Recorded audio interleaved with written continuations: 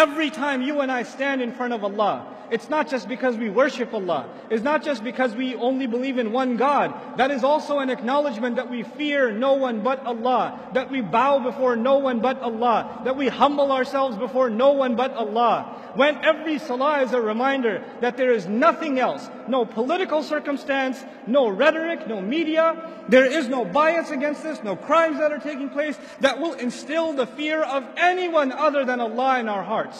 That is an acknowledgement every time you and I stand in prayer. فَلَا تَخَافُوهُمْ وَخَافُونِي إِن كُنتُم مُؤْمِنِينَ وَلَا يَحْزُنْكَ الَّذِينَ يُسَارِعُونَ فِي الْكُفْرِ. Allah is not done. He says, don't let those who are making a lot of efforts for furthering the cause of disbelief, those who are making so many efforts to destroy Islam, those who are making so many efforts to turn believers into disbelievers, those who are making so many efforts to further kufr on the earth, disbelief and disregard of God on the earth. They make a lot of efforts. They have a lot of money. They have a lot of resources. They have a lot of tools. Don't let all of their efforts ever worry you. لا يحزنك الذين يسارعون في الكفر. This is a principle of the Quran. We have forgotten this principle. Ustad Nouman, have you seen what they're doing on this website? Do you know this video that they made? Do you know what they said on CNN? Do you know what they said on Fox? Why don't you just recite لا يحزنك الذين يسارعون في الكفر? Don't let their efforts and their schemes and their propaganda ever worry you. إنما نملي لهم ليزدادوا إثما. We're only إنهم لن يضروا الله شيئا. I love this part. إنهم لن يضروا الله شيئا. They, no doubt about it, can't harm Allah at all. I'm baffled by this statement. Allah said, don't worry about their schemes and their plans and their plots and their propaganda. They can't harm who at all? They can't harm Allah at all. I'm not worried about them harming Allah. I was actually kind of worried about them harming me. So I was expecting Allah will say, don't worry about their schemes. They won't harm you. But Allah says what instead? Don't worry about their schemes. They can't harm Allah. Why is that? Because Allah is our protection. It's like Allah is our shield. And they can't do anything about this shield. So you're safe because you're with Allah. You're with Allah. They can't harm Allah. So you have nothing to worry about. لَإِنَّهُمْ لَن يَضُرُّوا اللَّهَ شَيْئًا. Then why is Allah giving them this opportunity to scheme and plot and further their cause and make things more and more difficult for the believers? يُرِيدُ اللَّهُ أَلَّا يَجْعَلَ لَهُمْ حَظًّا فِي الْآخِرَةِ. Allah wants that they get nothing, not even a little bit of the akhirah. Meaning there are people that are evil and they want to continue to do more evil and undermine and continue the path of injustice and oppression. Allah says, I'd like to let you dig your hole a little deeper. Because that little good you have left in you don't even deserve it. Let you do your evil. Why are people so evil? Because Allah's punishment to them is He let them have it. You want to go this way? Go ahead. Go ahead. وَلَهُمْ عَذَابٌ عَظِيمٌ. They have great punishment standing before them. Instead of being afraid of them, the Quran makes us feel sorry for them. They're digging their own hole. إِنَّ الَّذِينَ اشْتَرَوُا الْكُفْرَ بِالْإِيمَانِ. Now listen to this part. Then he turns his attention to within our own ranks. There are those who sold their belief with disbelief. There are those who under the pressure of the enemy said, this Islam thing is too much. I can't handle it. I can't handle, the way people look at me, the way people think about me. I'd rather sell this off and be like everybody else who's disbelieved, so I'll fit in better. Allah says about them, لَن يَضُرُّوا اللَّهَ شَيْئًا. What do you think? They're going to harm Allah? They can't harm Allah at all. وَلَهُمْ عَذَابٌ أَلِيمٌ. And they have painful punishment coming before them. This is about those who sell their deen. May Allah not make us of them. وَلَا يَحْسَبَنَّ الَّذِينَ كَفَرُوا إِنَّمَا نُمْلِي لَهُمْ خَيْرٌ لِأَنفُسِهِمْ. Don't allow the disbelievers, the enemies of Allah's deen, don't allow the vicious enemies of the Prophet ﷺ to ever think. Don't you dare think about them that the stuff that they do is good for them. The extension Allah has given them is good for them. I'd like to give you an analogy here so it'll help you understand what's happening in this ayah. You have a rabid dog, a crazy dog who goes and bites whatever. And then somebody says, why don't you just put it on a leash? And what Allah does is He puts this dog on, like you could say, 1,000-foot leash. It's a really long leash. The thing is, for 999 feet, this dog thinks that it's running free. Doesn't it? If you put it on a 1-foot leash, it can't move. But if you put it on a 1,000-foot leash, it's going to run around and never feel like a choke. But Allah says, I only extend for them, release them, give them more room. You want to do evil stuff? You want to do kufr stuff? Go ahead, do more.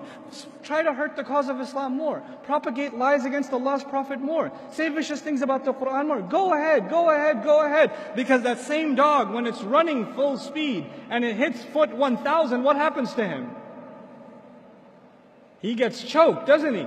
And that choke is way harder when he's running full speed than it would have been if it was 1 foot long. That's the plan Allah has for them. Let them dig their hole.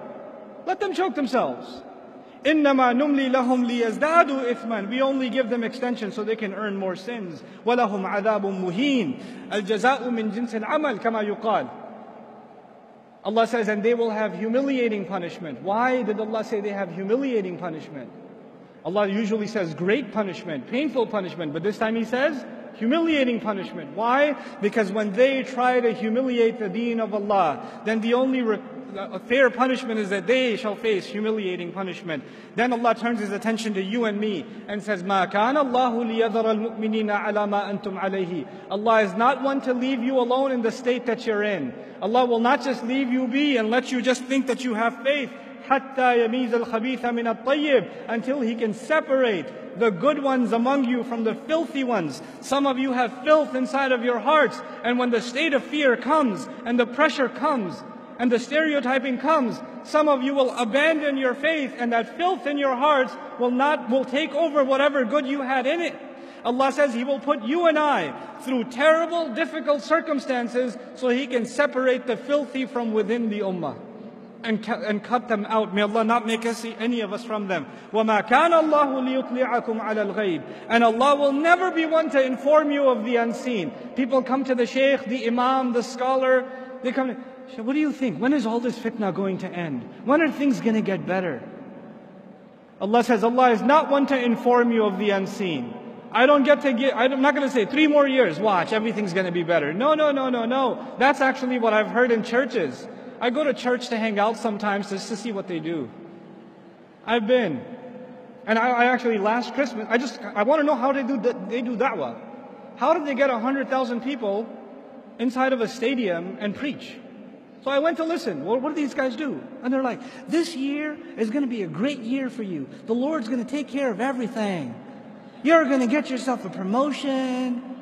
And that divorce is finally going to be filed. And you're going to do great this year. Because the Lord promises it.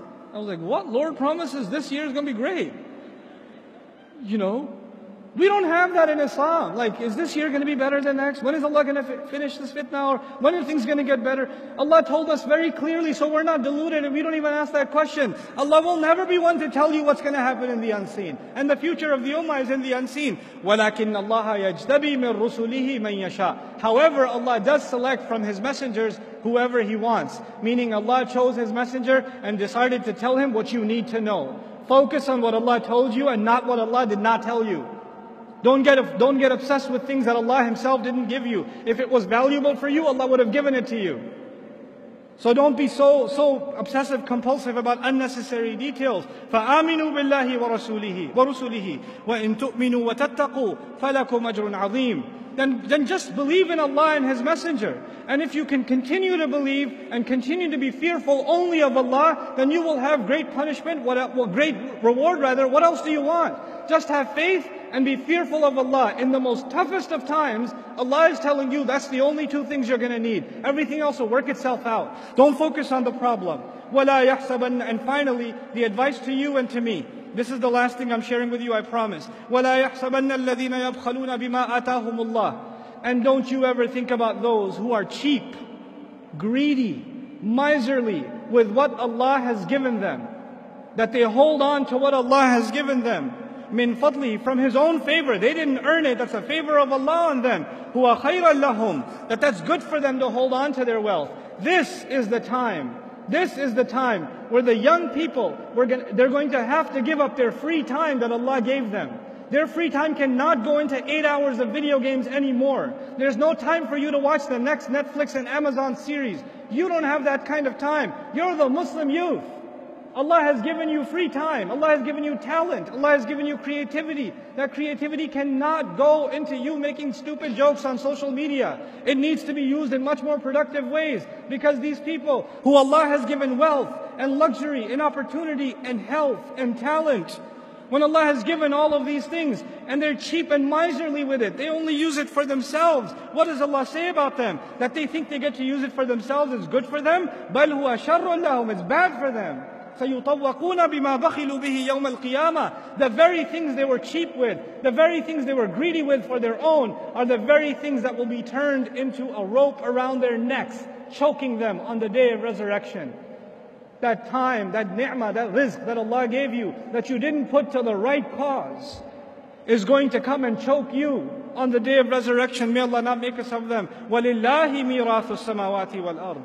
Man, what a thing to say. Allah alone owns the entire inheritance of the skies and the earth. What in the world is inheritance doing here?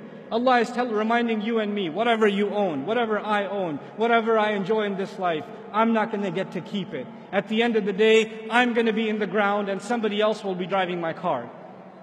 I'm going to be in the ground and somebody else will be wearing my clothes. And by the way, they won't be driving it for that long either. They're going to be in the ground too. Somebody else will be living in that house 100 years from now. Somebody else is going to be, eating the fruit of that tree that I have in my backyard. It's not going to be mine. And at the end of it all of it will be given in inheritance back to Allah. It's Allah's. Because everybody will be gone. Understand the temporal nature of the material world. Do not become materialistic in your goals, in your aspirations.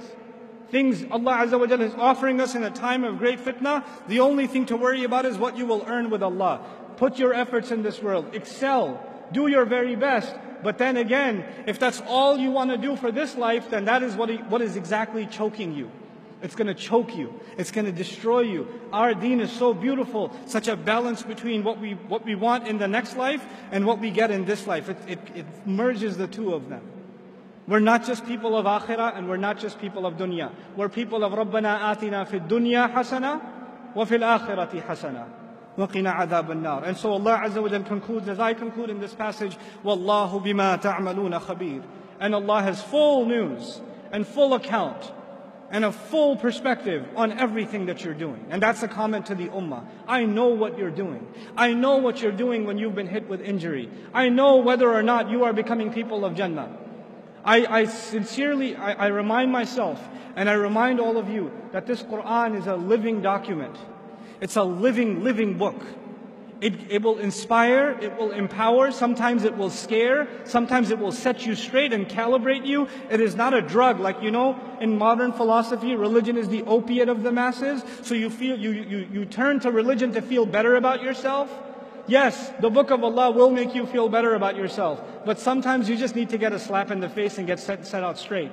And the book of Allah will give you that too. It'll give you what you need. Because Allah is your Rabb. He's your master. He doesn't have to cater His message to what might make you feel better. He'll cater the message to what you need, what your heart needs. And this time Allah is basically telling the ummah, in the middle of this crisis, grow a spine, get strong.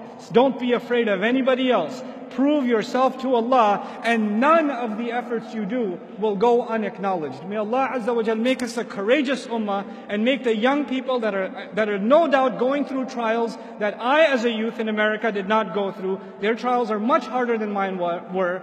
May Allah Azza wa Jal make them a source of confidence and a revival of this faith for the ummah around the world, really around the world. I make so much dua for the youth in America, the Muslim youth in America, that they are the light by which there will be nur spreading all over this ummah. And so many of them are sitting in this audience. My du'as are with you, my prayers are with you. I'm so very proud of you. So what if you've made mistakes in the past? So what if you haven't realized your potential in the past? That's okay. You're still breathing, which means Allah still has hope in you. If you were a lost cause, you wouldn't be breathing anymore. The fact that Allah has given you life is because Allah expects things from you. It's a new day, it's a new beginning, and let us prove ourselves before Allah Azza wa Jal and show Him what goodness we can bring into this world. Barakallahu li wa lakum. Assalamu alaikum wa rahmatullahi wa barakatuh.